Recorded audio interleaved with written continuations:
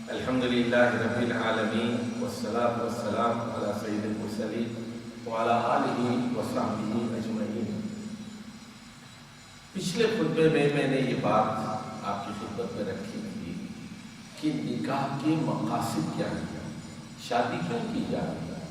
تو اس میں سب سے پہلی بات جو میں نے کہی تھی وہ یہ کہ باہمی تسکین کے لیے، اور سورہ روم کی آیت میں نے پڑھی تھی لِتَسْكُنُوا إِلَيْهِ، کہ وہ ایک دوسرے سے سکون حاصل کریں، اور اگر سکون ختم ہو جائے گا تو نکاح کا مقصد ختم ہو جائے گا، پھر طلاق واقع ہو جائے گی، خلا واقع ہو جائے گا۔ دوسرا مقصد یہ بیان کیا تھا میں نے کہ دونوں کے درمیان محبت اور رحمت پیدا ہو جائے، اس کا ذکر بھی اسی آیت کے اندر ہے سورۃ الروم کی۔ تیسرا اس کا مقصد، نکاح کا مقصد افزائش نسل ہے، اور میں نے کہا تھا کہ سورہ بقرہ میں اللہ سبحانہ و تعالیٰ نے فرمایا نساؤکم حرث لکم، عورتیں تمہاری کھیتی ہیں۔ کھیتی کا مقصد کیا ہے؟ فصل اگانا ہے، پیداوار ہے، پروڈکشن ہے، تو بچے ہیں۔ شادی کا مقصد کیا ہے؟ بچے۔ اور جب چوتھا مقصد اس کا یہ ہے کہ ایک خاندان کی تشکیل، جب بچے ہوتے ہیں تو ایک خاندان بنتا ہے، رشتے بنتے ہیں، چچا بنتا ہے، پھوپھی ہے، خالہ ہے، ماموں ہے، تایا ہے، باپ ہے، بیٹے ہیں۔ یہ سارے رشتے کیسے بنتے ہیں؟ نکاح کے نتیجے میں خاندان بنتا ہے، رشتے بنتے ہیں۔ اور اس کا پانچواں مقصد یہ ہے کہ جب رشتے بن جائیں تو ان کے درمیان صلہ رحمی، ان سے تعلقات استوار ہو، قطع تعلقی نہ ہو، قطع رحمی نہ ہو۔ چچا کے گھر جانا چاہیے، ملنا چاہیے، پھوپھی کے پاس جانا چاہیے، خالہ کے پاس جانا چاہیے، ماموں کے پاس جانا چاہیے، بھانجوں کے پاس، بھتیجوں کے ساتھ رشتوں کو کاٹنا نہیں چاہیے، رشتوں کو جوڑنا چاہیے، یہ اللہ چاہتا ہے۔ اور اس کا نکاح کا آخری مقصد ایک صالح معاشرے کی تشکیل ہے۔ تو جب خاندان بنتا ہے، جب کئی خاندان بن جاتے ہیں تو اس کے نتیجے میں پھر ایک معاشرہ وجود میں آتا ہے، محلہ بنتا ہے، محلے سے گاؤں بنتا ہے، گاؤں سے شہر بنتے ہیں، اور شہر سے ایک پورا ملک اور ایک پورا معاشرہ تشکیل پاتا ہے۔ تو یہ ہے نکاح کے اسلامی مقاصد۔ اور نبی کریم صلی اللہ علیہ وسلم نے فرمایا کہ نکاح میں تاخیر نہ ہو۔ اور پچھلے خطبے میں نے یہ بتایا تھا کہ اس وقت خاندانی نظام کو سب سے بڑا خطرہ کیا ہے، سب سے بڑا چیلنج کیا ہے؟ وہ مغربی تہذیب۔ مزید تفصیل بیان کروں گا میں۔ مغرب میں اب یہ ہو رہا ہے کہ ایک تو لڑکا اور لڑکی 11 سال سے زنا شروع کر دیتی ہے، لڑکا 15 سال سے زنا شروع کر دیتا ہے، اور یہ اسکولوں میں زنا شروع ہو جاتا ہے۔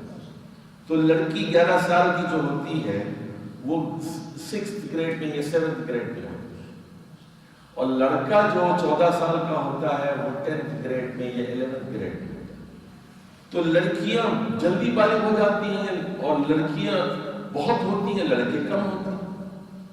تو امریکہ کے اندر، یورپ کے اندر فحاشی کا سب سے بڑا ذریعہ ان کے اسکولوں کے اندر علیل اعلان، اور پھر اب وہاں کی حکومت بھی تنگ آ کر یہ کہہ رہی ہے کہ ٹھیک ہے تم یہ کام کرو لیکن بچے پیدا کرو، اور وہ کہتے ہیں ہم آپ کو اسکول میں بتائیں گے، جنسی تعلیم دیں گے، آپ کو بتائیں گے کہ محفوظ طریقے سے کس طرح جنسی تعلق قائم کیا جا سکتا ہے، بیماریوں سے بچو، ایڈز سے بچو، اور ہم طریقے بتائیں گے آپ، اور دیکھو حاملہ نہ ہو جانا، بچے نہ پیدا کرنا، اور ہم بتائیں گے آپ کو کہ کس طرح بچے پیدا نہیں ہوتے۔ تو کانڈومز کا کیا طریقہ ہے، دوسرے کیا طریقے ہیں بچے پیدا نہ کرنے کے، وہ آپ کو 9ویں جماعت میں سکھا دیتے ہیں، 8ویں جماعت میں ہی سکھا دیتے ہیں، 10ویں جماعت میں ہی سکھا دیتے ہیں۔ اچھا، اس کے بعد پھر یہ سلسلہ چلتا رہتا ہے، پھر ایک لڑکی چھوڑ دی، دوسری کو پکڑ لیا، تیسری کو پکڑ لیا، اس کا انہوں نے نام رکھا ہے بوائے فرینڈ اور گرل فرینڈ۔ تو اب وہاں پوچھا جاتا ہے مغرب کے اندر، تو is he your boyfriend? یہ تمہارا کیا بوائے فرینڈ ہے؟ No, he is just a friend, is not a boyfriend. یہ صرف دوست ہے, یہ بوائے فرینڈ نہیں ہے. بوائے فرینڈ کا ایک خاص مطلب ہے مغرب کے مسئلے, یعنی بوائے فرینڈ کا مطلب یہ ہے کہ اس سے جنسی تعلق قائم ہو چکا ہے. تو یہ گرل فرینڈ کا بھی, تو گرل فرینڈ ہے یا فرینڈ ہے, یہ اصطلاح ہے, اس کو سمجھنا بہت ضروری ہے. اب دیکھیے نبی کریم صلی اللہ علیہ وسلم فرماتے ہیں یہ مغرب میں فتنہ ہے, فساد ہے, اور رسول اکرم صلی اللہ علیہ وسلم نے پہلے ہی بتا دیا ہمیں. چنانچہ ترمذی کی بھی حدیث ہے, ابن ماجہ کی بھی حدیث ہے, اذا خطب علیکم من ترضون دینہ وخلقہ فزوجوہ. جب تمہیں کسی ایسے لڑکے کا رشتہ آئے جس کے دین کو تم پسند کرتے ہو, جس کے اخلاق کو تم پسند کرتے ہو, فوراً شادی کرو.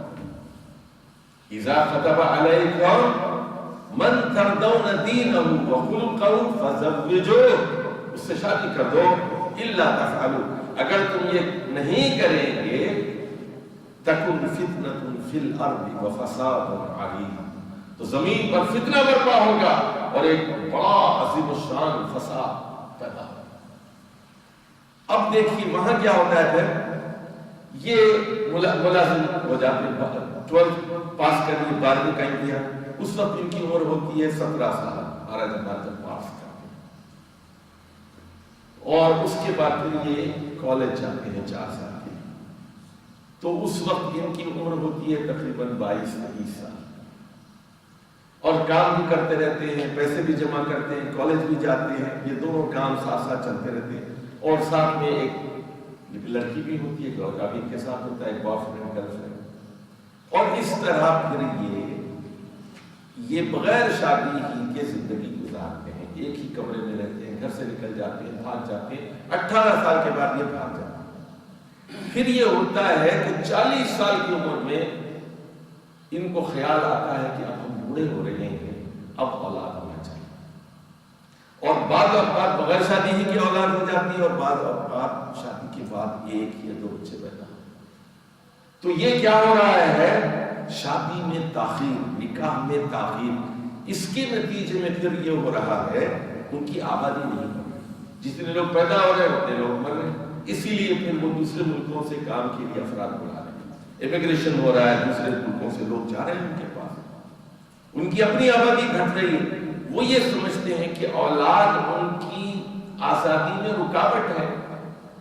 ماں کو دودھ پلانا پڑے گا, ماں کو گھر پر بیٹھنا پڑے گا, ماں موبائل نہیں ہو سکتی, ماں گردش نہیں کر سکتی, ماں گھوم پھر نہیں سکتی. عورت یہ سمجھتی ہے کہ میرے بچے ہو جائیں گے تو میں بند جاؤں گی اور میری آزادی میں رکاوٹیں پیدا ہو جائیں گی. تو یہ ایک بہت بڑا سبب ہے مغربی اباحیت کا, جس کے نتیجے میں نکاح کا ادارہ بہت کمزور پڑ رہا ہے.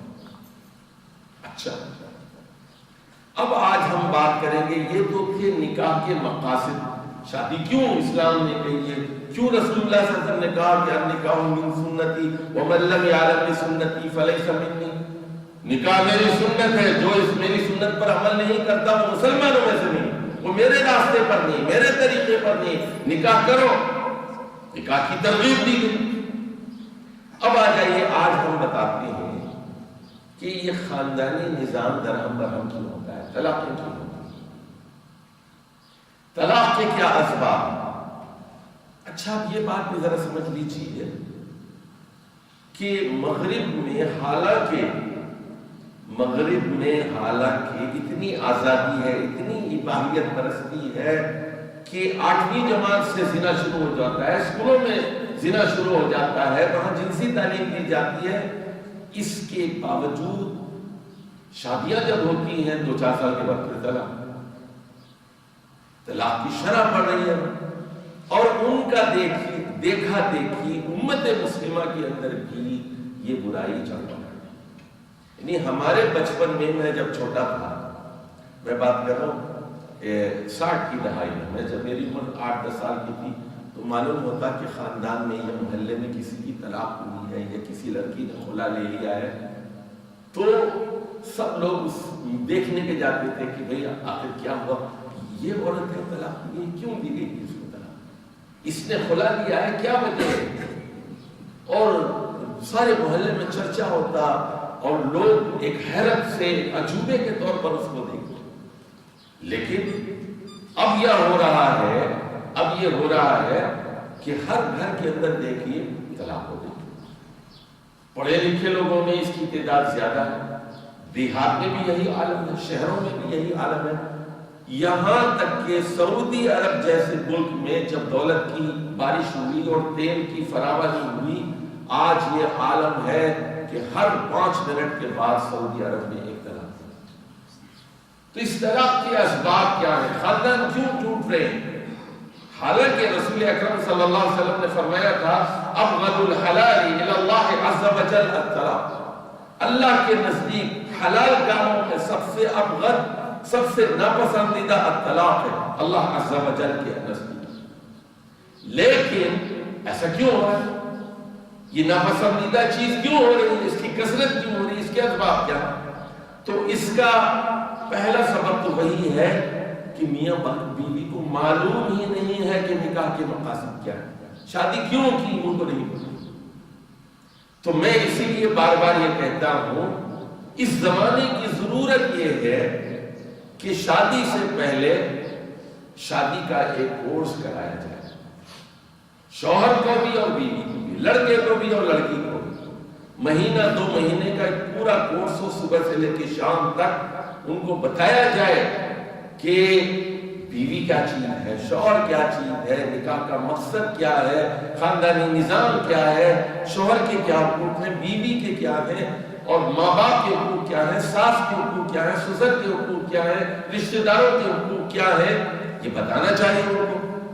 اور میاں بیوی کے جنسی تعلق کی حلال صورتیں کیا ہیں، حرام صورتیں کیا ہیں، اور نہ اتفاقی اگر ہو جائے، لڑائی جھگڑا ہو جائے تو اس کو حل کرنے کا اسلامی طریقہ کیا ہے، یہ بتانا چاہیے. ان کی تربیت کی ضرورت ہے. اور بالخصوص اب ہمارے معاشرے کے اندر بھی 2 قسم کے لوگ ہیں. ایک تو وہ لڑکے ہیں جو دینی گھرانوں کے ہیں لیکن انگریزی میڈیم کے ہیں، اردو کتابیں نہیں پڑھ سکتے، قرآن کا ترجمہ نہیں پڑھ سکتے، اردو کتابیں نہیں پڑھ سکتے. شادی کی کتاب پڑھ لو، کتاب النکاح پڑھ لو، انگلش میڈیم کی ہے، بیکن ہاؤس کی ہیں، یہاں کی ہیں، وہاں کی، اردو بڑی کمزور. وہ کہتے ہیں انگریزی میں ہم پڑھ لیں گے، انگریزی میں کتاب دیجیے، اردو میں نہیں پڑھ سکتے. اچھا، پرانے زمانے میں جب ہمارے بچپن میں دیکھیے، میری والدہ جو تھی وہ میٹرک پاس تھا، لیکن بہشتی زیور پڑی ہوئی تھی. عورتوں کے مسائل سے ان کی واقفیت تھی، حلال و حرام سے واقفیت تھی، طہارت کے آداب سے واقفیت تھی. عورتیں پڑھتی تھیں، عورتوں کے مسائل پڑھائے جاتے تھے، پڑھے جاتے تھے. لڑکیوں کو بتایا جاتا تھا کہ یہ پاکی ہے، یہ ناپاکی ہے، یہاں غسل کرنا ضروری ہوتا ہے، یہاں وضو کرنا ضروری ہوتا ہے. یہ مائیں خود بتاتی تھی، یہ محلے کی بڑی عورتیں، بوڑھی عورتیں ان کو تعلیم دیا کرتی تھی. اب یہ سسٹم ختم ہو گیا. اسلام آباد میں کوئی بڑی بوڑھی نہیں ہے جو آپ کو یہ تعلیم دے سکے. ماں تھوڑا بہت، ماں بھی انگریزی تعلیم نہیں یافتہ ہے، ماں بھی کوئی زیادہ دیندار نہیں. اسکولوں کے اندر، کالجز کے اندر دینی تعلیم نہیں. جو دینی استاد ہیں اس کو بھی دین کا زیادہ نہیں پتا.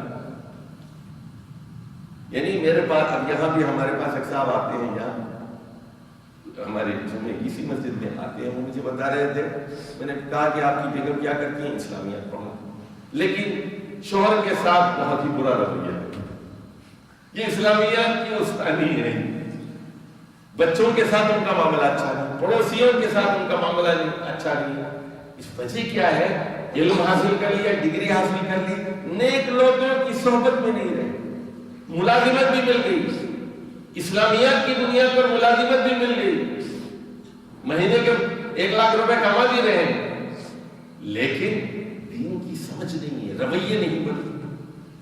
تو دینی علم کا نہ ہونا بھی ایک بنیادی سبب ہے جس کی وجہ سے طلاق کی شرح بڑھتی جا رہی ہے. دینی ماحول کا نہ ہونا، یہ تیسرا سبب. دینی ماحول کا نہ ہونا. دیکھیے پرانے زمانے میں بھی اور آج کے زمانے میں یہاں تک کہ خیر القرون نبی کریم صلی اللہ علیہ وسلم کے زمانے میں بھی سب لوگ خاندانی تھے، سب لوگ پڑھے لکھے نہیں تھے، لیکن ماحول تھا، نیک لوگوں کی صحبت میں رہتے تھے، رسول اکرم صلی اللہ علیہ وسلم کے پاس آتے تھے، ان پڑھ لوگ تھے، دیہاتی لوگ تھے، بدو لوگ تھے، لیکن نیک لوگوں کی صحبت میں رہ کر نیک بن جاتے تھے، صحابہ کی صحبت میں رہ کر نیک بن جاتے تھے۔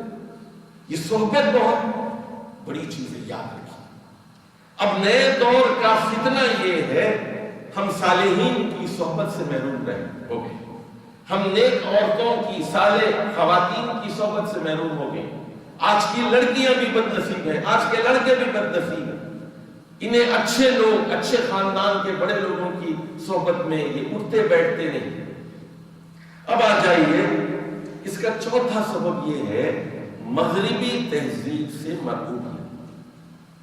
جو قومیں مرعوب ہوتی ہیں، جی وہ بہت بڑے لوگ ہیں، گورے کو دیکھتے ہی ہم لوگ جھک جاتے ہیں، گورے کو دیکھتے ہی ہم ایسے مرعوب ہو جاتے ہیں، ایسے جھک جاتے ہیں جیسے کوئی آسمانی مخلوق ہے، وہ انسان نہیں ہے۔ یعنی ایک احساس سے کم تری اور ایک احساس سے کہتری میں مبتلا۔ میں بتاؤں، اس کا ایک نقشہ بتاتا ہوں میں آپ کو۔ یہ جب امریکہ نے کویت پر قبضہ کیا 91 میں، گلف وار ہوئی، تو اس کے بعد اگلے سال 92 میں میں کویت گئے، تو میں بینک میں کچھ پیسے نکلوانے کے لیے کھڑا ہوا، تو وہاں پر لائن تھی، 5-6 لوگ تھے، میرا نمبر 5واں یا 6 کا نمبر تھا میرا۔ میرے پیچھے ایک گورا آ کے کھڑا ہو گیا، اور اس کے پیچھے کوئی اور تھا، ہندوستانی پاکستانی، اور اس کے پیچھے ایک کویتی کھڑا ہوا۔ تو وہاں وہ جو کاؤنٹر پہ کلرک ہوتا ہے، اس نے گورے کو پکار کر کہا، sir you come first, sir you come first. گورا لائن میں کھڑا ہوا ہے، وہ اس کو کہہ رہے کہ نہیں آپ پہلے آئیے، آپ تو ہمارے استاد ہیں۔ یہ ہے ذہنی غلامی۔ جب آپ مفتو ہو جاتے ہیں، جب آپ کو کوئی فتح کر لیتا ہے، تو آپ نہ صرف اس کی عسکری غلامی میں مبتلا ہوتے ہیں، بلکہ اس کی ذہنی غلامی میں مبتلا ہو جاتے ہیں۔ یعنی یہ صرف سیاسی محاذ پر اور عسکری محاذ پر شکست نہیں ہوتی۔ آپ کیا کرتے ہیں؟ فاتح قوم کا لباس اختیار کرتے ہیں، ان کی موسیقی، ان کی اریانی، ان کی فحاشی، ان کی ایک ایک ادا پر پڑھتے ہیں۔ فاتح قوم ہے، ایک فاتح قوم ہے، ایک مفتون قوم۔ اچھا جی، اب اس کا ایک سبب ہوتا ہے نشوز۔ قرآن مجید میں یہ لفظ 2 مرتبہ آیا ہے، نشوز۔ طلاقیں کیوں ہوتی ہیں؟ خاندان کیوں اجڑ جاتے ہیں؟ تو اس کا 5واں سبب یہ ہے نشوز۔ اچھا دیکھیے، ایک مرد کا نشوز ہوتا ہے اور ایک عورت کا نشوز ہوتا ہے۔ نشوز کیا چیز ہے؟ نون شین واو زا، نشوز۔ دیکھیے آیت نمبر 34 میں کہا گیا، واللاتی تخافون نشوزہن فعظوہن، کہ جس آدمی کو اب بیویوں سے نشوز کا خطرہ ہو، بیویوں سے نشوز کا خطرہ ہو، اس کو کیا کرنا چاہیے؟ فعظوہن، وہ بیویوں کو نصیحت کرے، اور نصیحت سے وہ نہیں مانتی تو ان کو بستر سے الگ کر دیا جائے، ان سے جسمانی طور پر قطع تعلق کر دیا جائے، اور بیوی کو یہ بتایا جائے کہ میں تم سے ناراض ہوں، میری بات تم نہیں مانتی، سمجھائے 1 مہینے تک بیگم، یہ رویہ اچھا نہیں ہے، یہ رویہ اچھا نہیں ہے۔ دیکھو یہ قرآن میں یہ ہے، حدیث میں یہ اچھا رویہ ہے، لیکن وہ بات مانتی ہے۔ اب آپ کو کہنا چاہیے کہ دیکھیے میں اب تم سے قطع تعلق نہیں کرتا، میرے پاس مت آؤ، تاکہ بیوی محسوس کرے کہ معاملہ بہت سنجیدہ ہے۔ سو نشوز کیا ہے؟ شوہر کی حکمرانی کو تسلیم نہ کرنا، شوہر کی قوامیت کو تسلیم نہ کرنا۔ شوہر باس ہے نا۔ دیکھیے آپ ایک فوج میں مثال دیتا ہوں، آپ کہتے ہیں کہ میں جنرل صاحب کو نہیں مانتا، میں بریگیڈیئر صاحب کو نہیں مانتا، میں آفیسر ان کمانڈ کو نہیں مانتا، میں ان کے حکم نہیں مانتا۔ ایک پولیس والا ہے وہ کہتا ہے میں ایس پی کی بات نہیں مانتا، میں آئی جی صاحب کی بات نہیں مانتا، تو پھر کیا وہ پولیس میں رہ سکتا ہے، فوج میں رہ سکتا ہے؟ آپ ایک محکمے میں کام کرتے ہیں، آپ کا ایک جنرل مینیجر ہے، آپ کا ایک ڈائریکٹر ہے، آپ کا ایک ڈپٹی ڈائریکٹر ہے، آپ کہتے ہیں میں اپنے بڑوں کی بات نہیں مانتا۔ دیکھیے آپ کو قانونی حقوق حاصل ہے، آپ کی عزت ہے، بڑا آدمی بھی آپ کو بے عزت نہیں کر سکتا، ہر آدمی کی عزت ہے، چپراسی کی بھی عزت ہے، لیکن بہرحال اس میں مراتب ہے نا، درجات ہیں، یہ کیپٹن ہے، یہ میجر ہے، اور یہ میجر کے اوپر کرنل ہے، کرنل کے اوپر بریگیڈیئر، بریگیڈیئر کے اوپر جنرل ہے، یہ کمانڈ ہے، چین آف کمانڈ ہے، اس کو تو فالو کرنا پڑے گا۔ اگر آپ چین آف کمانڈ کو تسلیم نہیں کرتے، اس کا مطلب یہ ہے کہ آپ باغی، آپ معاشرہ قائم نہیں رہ سکتا۔ اگر آپ باپ کو باپ نہیں مانتے، آپ شوہر کو شوہر نہیں مانتے، آپ بڑے بھائی کو بڑا نہیں مانتے، آپ چھوٹی بہن کو چھوٹا نہیں سمجھتے، تو پھر اس کا مطلب یہ ہے آپ ایک وحشی آدمی ہیں، آپ ایک جنگلی آدمی ہیں، آپ مہذب اور متمدن آدمی نہیں۔ ایک سیویلائزڈ آدمی وہ ہوتا ہے جو قانون کو سمجھتا ہے، جو چھوٹے بڑے کو سمجھتا ہے، جو چین آف کمانڈ کو سمجھتا ہے، ترتیب ہے نا، اس ترتیب کو آپ چیلنج کرتے ہیں، اس قانون کو نہیں مانتے، آپ قانون فطرت۔ دیکھیے آپ کو میں جسم کی مثال دیتا ہوں، اگر ہاتھ یہ کہے کہ میں دماغ کی نہیں مانوں گا، اگر کون کہتا ہے کہ میں آپ کی دماغ کو نہیں مانوں گا، پھر کیا ہو جائے گا؟ فالج ہو جائے گا، جسم باقی نہیں رہے گا۔ جسم کے تمام اعضاء کو چاہیے کہ وہ دل اور دماغ کی حکمرانی کو تسلیم کریں۔ جسم کے ایک ایک عضو بدن کے لیے ضروری ہے کہ وہ دل اور دماغ کو پاس تسلیم کریں۔ تو یہ ایک سبب ہے نشوز، عورت کا نشوز۔ اس کا ذکر ہوا ہے سورۃ النساء کی آیت نمبر 34 میں۔ اب آ جائیے اسی سورہ نساء کی 128 میں شوہر کے نشوز کا ذکر۔ بیوی کا نشوز کیا ہے؟ شوہر کی اتھارٹی کو تسلیم نہیں کرنا، شوہر کی بڑائی کو تسلیم نہ کرنا۔ الرجال قوامون علی النساء، شوہر بیویوں پر قوام ہے، نگران ہے، باس ہے۔ اگر آپ اس کو تسلیم نہیں کرتی، اس کا مطلب یہ ہے کہ آپ سسٹم کو چیلنج کر رہے ہیں، آپ خاندانی نظام ہی کو تسلیم نہیں کرتی، آپ ریاست کو تسلیم نہیں کرتی، آپ فوج کو، آپ پولیس کو، آپ عدالت کو تسلیم نہیں کرتے۔ آپ وحشی آدمی ہیں، جنگلی آدمی ہیں، آپ you are not a civilised person. A civilised person وہ تمام اداروں کا احترام کرتا ہے، قانون کا احترام کرتا ہے۔ اب آ جائیے وہاں کہا گیا وَإِنِ امْرَأَةٌ خَافَتْ مِنْ بَعْلِهَا نُشُوزًا أَوْ إِعْرَاضًا فَلَا جُنَاحَ عَلَيْهِمَا أَنْ يُصْلِحَا بَيْنَهُمَا صُلْحًا وَالصُّلْحُ خَيْرٌ۔ کوئی عورت ایسی ہے جو شوہر کے نشوز کا شکار ہے یا اعراض کا شکار ہے، شوہر اس کی طرف توجہ ہی نہیں دیتا، لاپرواہ ہے، تو کیا کرنا چاہیے؟ اللہ کہتا ہے کوئی مذائقہ نہیں ہے کہ صلح کی تدبیر اختیار کی جائے۔ کیوں اعراض کر رہا ہے؟ شوہر کا نشوز ہے نا، پیسے نہیں دے رہا ہے۔ اب دیکھیے میں آپ کو بتاتا ہوں ایک سچ، میرے پاس صبح سے شام تک بہت سارے لوگ آتے رہتے ہیں اور فون کال بھی آتے رہتے ہیں، واٹس ایپ میسجز بھی آتے رہتے ہیں، ساری دنیا سے آتے رہتے ہیں، تو میں ہر گھر کی کہانی میں جانتا ہوں، بے شمار گھروں کی کہانی کو میں جانتا ہوں۔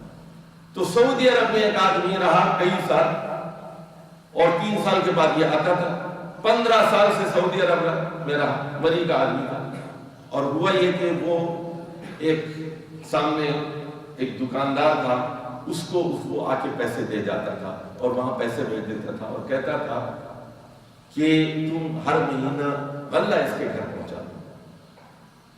3 بچوں کی ماں ہے، اس کے بچے کوئی 12 سال کا ہے، کوئی 10 سال کا ہے، کوئی 8 سال کا، 3 بچوں کی ماں ہے، اور اب وہ دکاندار بار بار ہر مہینہ اس کے گھر غلہ پہنچانے کے لیے جاتا ہے۔ ہوا کیا؟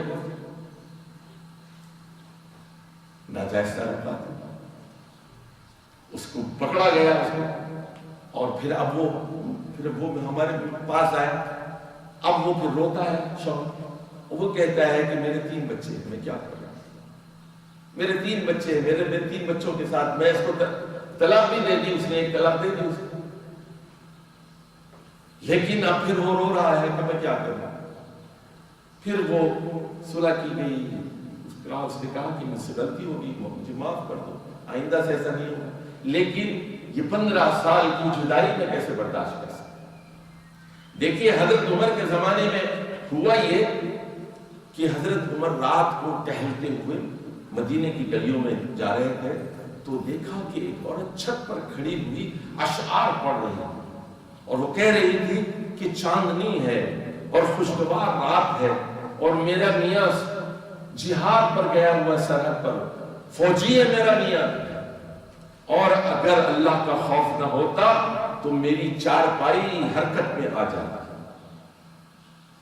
چاندنی پر کھڑے ہو کر زور سے پڑھ رہی ہے اشعار کہ چاندنی رات ہے، موسم خوشگوار ہے اور میں اکیلی ہوں، میرا شوہر فوج میں ہے، جہاد کے لیے گیا ہوا ہے، اور اگر اللہ کا خوف نہ ہوتا تو میری چارپائی میں حرکت ہو جاتی۔ حضرت عمر بہت متاثر ہوئے، دوسرے دن آ کر فرمان جاری کیا کہ کوئی سپاہی سرحد پر 4 مہینے سے زیادہ نہ رہے، 4 مہینے کے بعد اس کو چھٹی نہیں چاہیے۔ یہ جو ہمارے خلیجی ممالک میں دولت پیٹرول کی آئی ہے، ان بدبختوں نے اپنی آخرت تو برباد ہی کر لی۔ یہ دبئی کے اندر عیاشی کے اڈے قائم کر لیے انہوں نے، یہ سود اور زنا میں ملوث ہو گئے یہ لوگ۔ لیکن سنیے، جو یہ ہمارے لوگ جاتے ہیں وہاں، ان کو فیملی ویزا نہیں دیتے، نتیجہ کیا ہے؟ انہوں نے کئی گھروں کو برباد کر، پیسے مل گئے، ریال مل گئے آپ کو، درہم مل گئے، دینار مل گئے آپ کو، لیکن گھر تباہ ہو گئے، آپ کے بچے تباہ ہو گئے، الا ماشاءاللہ، الا یہ کہ جنہوں نے اس پر توجہ دی، جن کا خاندانی نظام اچھا ہے، جن کی دینی تعلیم اچھی ہے، وہ خاندان بچے۔ اب آ جائیے، اس کا ایک سبب ہے مشرقی جاہلیت اور ایک ہے مغربی جاہلیت، اس کو سمجھنا بہت ضروری ہے۔ ہماری گفتگو کا موضوع ہے گھر کیوں اجڑتے ہیں، طلاقیں کیوں ہو رہی ہیں، خلا کیوں ہو رہا ہے، تو اس کو ذرا سمجھیے میرے بھائی۔ ایک ہے مشرقی جاہلیت اور ایک ہے مغربی جاہلیت۔ مشرقی جاہلیت کیا ہے کہ یہ جہیز میں ملا، امریکہ میں کوئی جہیز نہیں ہوتا لیکن انڈیا میں ہوتا ہے، ہندوؤں میں ہوتا ہے، تو یہ کیا ہے؟ مشرقی جاہلیت ہے، جہیز۔ حالانکہ اسلام میں مرد کے ذمہ 3 کام ہے شادی سے پہلے۔ نمبر 1 مہر کا پیسہ جمع کرنا، نمبر 2 گھر کے سامان کی جزو کے لیے پیسہ جمع کرنا، نمبر 3 ولیمہ کے پیسے جمع کرنا۔ یہ عورت کی کوئی ذمہ داری نہیں ہے، عورت پر 1 پیسے کا بوجھ اسلام نے عائد نہیں کیا ہے، کوئی بوجھ نہیں ہے عورت کے پاس، نہ لڑکی کے باپ پر کوئی بوجھ ہے، سارا بوجھ کس پر ہے؟ شوہر۔ وہ کیا کرے؟ مہر کے پیسے جمع کرے، ولیمے کے پیسے جمع کرے، اور نمبر 3 گھر کی جو ضرورت کی چیزیں ہیں، چولہا ہے، بیڈ ہے، فریج ہے، گھر کے برتن ہے، جو بھی آپ کی حیثیت ہے، اپنی حیثیت کے مطابق چارپائی خرید لے، تکیہ خرید لے، بلینکٹ خرید لے، یہ شوہر کی ذمہ داری ہے۔ تو یہ مشرقی جاہلیت ہے جس کی وجہ سے طلاقیں ہوتی ہیں۔ وہ ساس کہتی ہے، نندے کہتی ہیں کہ یہ خالی ہاتھ آئی، اس کے پاس زیور نہیں ہے، جہیز نہیں لائی ہے، پیسہ نہیں لے کر آئی، برتن لے کر نہیں آئی، سونا لے کر نہیں آئی، اس کی وجہ سے پھر لڑائیاں شروع ہو جاتی ہیں۔ اور یہ کیا ہے؟ یہ ہندوؤں کی تہذیب ہے، مشرقی جاہلیت ہے، اس میں امریکہ کا مغرب کا کوئی قصور نہیں ہے۔ اب آ جائیے، مشرق میں عورت کو کم تر سمجھا جاتا ہے۔ دیکھیے راجپوتوں میں یہ ہوتا تھا کہ جب شوہر مر جاتا تھا تو بیوی سے کہا جاتا تھا کہ تو بھی عورت کے ساتھ آگ میں کود جا۔ زندہ عورت جب شوہر کی لاش جلائی جاتی تھی وہ بھی آگ میں کود کر جل جاتی تھی، مر جاتی تھی۔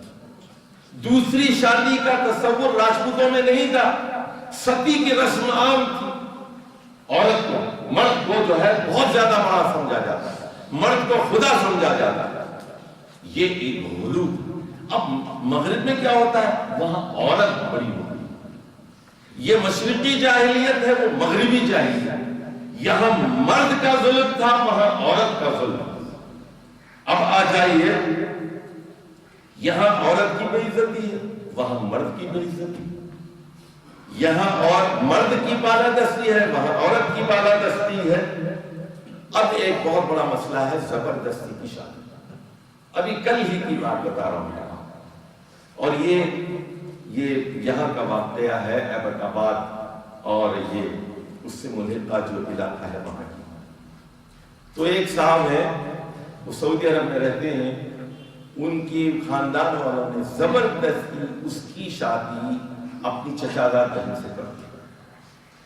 اس لڑکے کی ہائٹ 6 فٹ ہے اور لڑکی 4 فٹ کی ہے، اور وہ کہہ رہا ہے کہ مجھے یہ لڑکی پسند نہیں ہے، مجھے لمبی لڑکی چاہیے، میں انجینئر ہوں، یہ لڑکی میٹرک ہے، مجھے پڑھی لکھی لڑکی چاہیے، کم سے کم 5 فٹ ہو، یہ 4 فٹ کی چھوٹی لڑکی ہے، مجھے نہیں چاہیے۔ لیکن خاندان والوں نے کہا کہ تمہاری بہن ان کے گھر ہے، اس لیے تمہیں لازماً شادی کرنی ہے۔ اب وہ یہ کہتا ہے کہ 2 سال میری شادی کو ہو گئے، بتائیے چشتی صاحب میں کیا کروں، اور میں بیوی سے نفرت کرتا ہوں، میں بیوی کے پاس جانا پسند نہیں کرتا، میں بیوی کی قربت پسند نہیں کرتا، میں کیا کروں؟ اور وہ لوگ کہہ رہے ہیں کہ آپ دوسری شادی کر لیجیے۔ وہ یہ کہتا ہے کہ اگر میں دوسری شادی کر لوں گا تو میں پہلی بیوی سے انصاف نہیں کر سکتا، کیونکہ مجھے یہاں 15 دن رہنا ہے، یہاں 15 دن رہنا ہے، اس کو جتنے پیسے دینے ہیں اس کو اتنے پیسے دینے ہیں، تو عدل کرنا ہے بیویوں کے درمیان، یہ میں نہیں کر سکوں گا۔ اب بتائیے میرے لیے کیا راستہ؟ اب اس کی 6 بہنیں، 4 بہنیں جن کی شادی خاندان سے باہر ہوئی ہے، وہ یہ کہہ رہی ہیں بہنیں کہ تم دوسری شادی کر لو، اس کو طلاق دے، تم خوش نہیں ہو 2 سال میں۔ اور وہ بہن جس کی شادی اس گھر میں ہوئی ہے، وہ یہ کہہ رہی ہے کہ بھائی اگر تم طلاق دو گے تو میری بھی طلاق ہو جائے گی۔ تو رسول اللہ صلی اللہ علیہ وسلم نے نکاح شغار کو حرام ٹھہرایا۔ یہ بڑے سٹے کی جو شادی ہوتی ہے، یہ باؤنڈ شادی ہوتی ہے کہ ہمارے خاندان یہ کر لے تو ہم آپ کی کر لیں۔ یہ جو مشروط نکاح ہوتا ہے، یہ چاہے وہ سگی بہنوں کا ہو یا پھوپھی کا ہو یا خالہ کا ہو، آپ ہماری خالہ کو کر لیں، ہم آپ کی خالہ کو کر لیں، یا آپ ادھر کی ایک لڑکی کر لیں، ادھر کی ہم کر لیں گے۔ یہ نکاح حرام، ایک نکاح کو دوسرے نکاح سے جوڑا نہیں تھا۔ اس کو عربی میں شغار کہتے ہیں، شغار۔ نہا رسول اللہ صلی اللہ علیہ وسلم عن نکاح الشغار، عن الشغار، رسول صلی اللہ علیہ وسلم نے حرام ٹھہرایا ہے۔ تو لوگوں، یہ ہے مشرقی جاہلیت۔ امریکہ میں ایسا نہیں ہوتا، یہ مشرقی جاہلیت ہے، چاہے وہ مشرقی ہو یا مغربی ہو۔ اب آ جائیے ساس اور سسر کا ظلم۔ اب ساس جو ہے نا، دیکھیے بڑی یہ مشرقی جاہلیت ہے، وہ یہ محسوس کرتی ہے میں نے اس کو کھلایا کھلایا نہلایا، اب یہ جو ہے ایک جو ہے یہ جا کر کسی اور عورت کے ساتھ سو جائے۔ دیکھیے یہ اس کی نفسیاتی بیماری ہے۔ میں سچا واقعہ آپ کو بتاتا ہوں۔ تو ہوا یہ کہ میاں بیوی دونوں سعودی عرب میں کام کرتے تھے، وہ آئے تو ماں نے پاکستان آئے، تو وہاں ماں نے اس سے کہا بیٹے تو 2 سال کے بعد آیا ہے، میرے ساتھ تو سو جا۔ تو وہ 1 مہینہ پورا اپنی ماں کے ساتھ ہی سوتا رہا، بیوی کے پاس نہیں گئے۔ اس کے بعد جب چھٹی ختم ہو گئی، جب وہ واپس وہاں پہنچے سعودی عرب، بیوی کہنے لگی اب تم 1 مہینے تک میرے پاس نہیں آؤ، 1 مہینے تک وہاں تم ماں کے ساتھ سوتے رہے، یہ کیا کیسی ماں ہے یہ؟ اچھا بعض مائیں اتنی ظالم ہوتی ہیں، اتنی ظالمت میں اسلام آباد کا واقعہ بتاتا ہوں اور ایک عالم دین کا واقعہ بتاتا ہوں، سچا واقعہ بتاتا ہوں میں آپ کو۔ ایک صاحب کہنے لگے کہ جی وہ ہمارے بھائی کی بیوی اچھی نہیں ہے، ابھی ہم نے شادی کر کے لے آئے ہیں، وہ لڑکی اچھی ہے۔ میں نے کہا کیوں اچھی ہے، کیا خرابی ہے اس کے اندر؟ وہ کہنے لگے کہ یہ روز نہاتی، بھئی روز نہاتی ہے تو تمہیں کیا تکلیف ہے؟ یہ کون فرما رہے ہیں؟ جیٹ صاحب فرما رہے ہیں۔ یہ جاہلیت ہے یہ۔ دیکھیے میاں بیوی کی پرائیویسی ہونی چاہیے، ان کو آزادی ہونی چاہیے، ان کا کمرہ الگ ہونا چاہیے ان کا۔ یہ سب کیا ہے؟ مشرقی جاہلیت۔ یہ ساس کا ظلم ہے، یہ سسر کا ظلم ہے، یہ جیٹ کا ظلم ہے، یہ دیور کا ظلم ہے۔ شادی کے بعد میاں بیوی کو الگ کر دو، الگ مکان دو، الگ باتھ روم ہونا چاہیے۔ نبی کریم صلی اللہ علیہ وسلم نے اپنی بیٹی کی شادی کی حضرت علی سے، حالانکہ حضرت علی آپ کے گھر کے آدمی تھے، آپ نے پالا پوسا تھا، حضرت علی اپنے گھر کے آدمی تھے، لیکن جب شادی ہوئی گھر الگ کر کے دے دیا، اپنے گھر میں نہیں رکھا ہوں۔ حالانکہ حضرت علی رسول اللہ صلی اللہ علیہ وسلم کے گھر میں پلے بڑے، آپ کے کفیل نہیں تھے۔ حضرت ابو طالب کے انتقال کے بعد حضرت علی کی کفالت رسول اکرم صلی اللہ علیہ وسلم نے کی۔ تو یہ پرائیویسی اگر آپ نہیں دیتے میاں بیوی کو، یہ ظلم ہے، یہ مشرقی جاہلیت ہے۔ اب آ جائیے نندوں کا بھی یہی معاملہ ہے۔ اپنے گھروں میں وہ اور ہوتی ہیں، یہاں آ کر مہینے میں ایک بار آتی ہیں اور فتنے ڈالتے ہیں۔ بھائی تم اپنے شوہر کے ساتھ خوش رہو، یہاں تمہارے بھائی کو اپنی بھابھی کے ساتھ خوش رہنے دو۔ یہ کیسی بہنیں ہیں جو بھائی کو خوش نہیں دیکھنا چاہتے؟ یہ بھی مشرق کی جاہلیت ہے۔ امریکہ میں ایسا نہیں ہوتا، یہ مغرب کا مسئلہ نہیں ہے، یہ مشرق کا مسئلہ ہے۔ اسی طرح بعض اوقات یہ ہوتا ہے کہ شوہر بہت ظالم ہوتا ہے، مارتا ہے، پیٹتا ہے، گالیاں دیتا ہے، لڑکی بیوی کے ماں باپ کو برا بھلا کہتا ہے، بیوی برداشت نہیں کر سکتی، تمہارا باپ ایسا ہے، تمہاری ماں ایسی ہے، تمہارا بھائی ایسا ہے، میرا خاندان بہت اچھا، تمہارا خاندان بیکار ہے۔ جب آپ کسی کی تذلیل کرتے ہیں، کسی کو بے عزت کرتے ہیں، پھر تیار ہو جائیے وہ بھی جواب غزل، وہ بھی غزل سنائے گی، مشاعرہ شروع ہوگا، آپ کی ماں کی عزت بھی محفوظ نہیں رہے۔ نبی کریم صلی اللہ علیہ وسلم نے اسی کے لیے فرمایا، ایک آدمی اپنے ماں باپ کو گالی دیتا ہے اور دوزخ میں جاتا ہے۔ صحابہ نے کہا اللہ کے رسول، کون سا شخص ہوگا جو اپنے ماں باپ کو گالی دے گا؟ کون سا شخص ہوگا؟ فرمایا وہ دوسرے کے ماں باپ کو گالی دیتا ہے اور جواب میں وہ اس کے ماں باپ کو گالی دیتے ہیں، چنانچہ وہ سبب بنتا ہے اپنے ماں باپ کو گالی دلوانے کا اور وہ دوزخ میں جاتا ہے۔ تو اپنی بیوی کے ماں باپ کی عزت کرو تاکہ تمہارے ماں باپ کی عزت کی جائے، بیوی کے خاندان والوں کی عزت کرو تاکہ تمہارے خاندان کی عزت ہو۔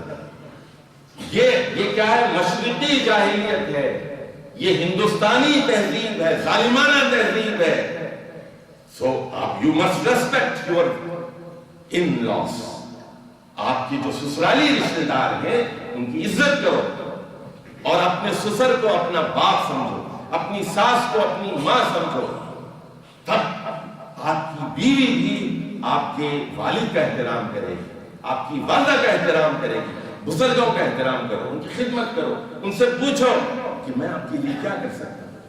آپ کی بیوی بھی اپنے سسر سے کہے گی ابا میں آپ کے لیے کیا کر سکتی ہوں، امی میں آپ کے لیے کیا کر سکتی ہوں۔ تو یہ معاملہ ریسیپروکل ہے، یہ دو طرفہ ہے۔